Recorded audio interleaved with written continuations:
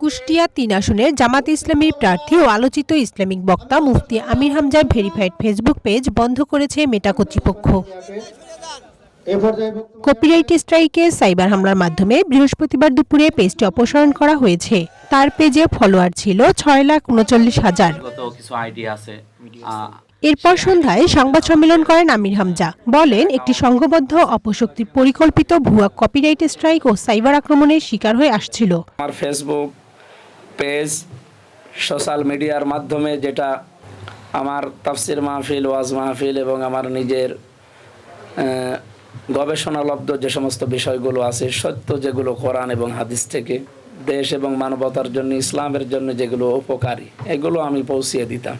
কিন্তু দুঃখের সহিত লক্ষ্য করলাম একটা কুচক্রী মহল পরিকল্পিতভাবে আমার অফিসিয়াল পেজের বিরুদ্ধে ফেক স্ট্রাইক বা মিথ্যা অভিযোগ নিয়মিতভাবে করে তারা রিপোর্ট চালাচ্ছিল।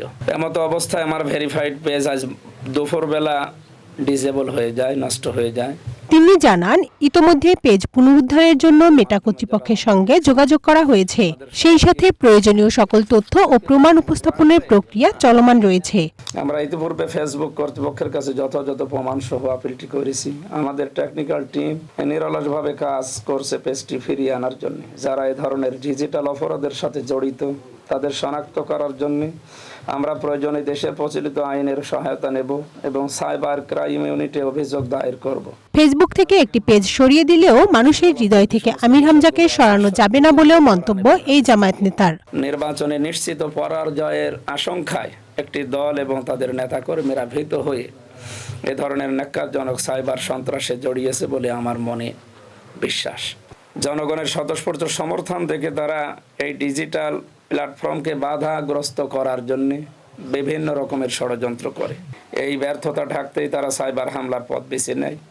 আমি স্পষ্ট করে বলতে চাই, এই সমস্ত সাইবার সন্ত্রাস ও গণতান্ত্রিক অধিকার হরণের অপচেষ্টা আমাদের কাউকে দমাতে পারবে না ইনশাআল্লাহ।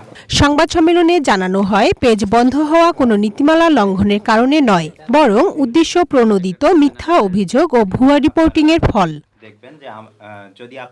কানিজ নুসরাত, ওয়ান ন্যাশনাল ডেস্ক।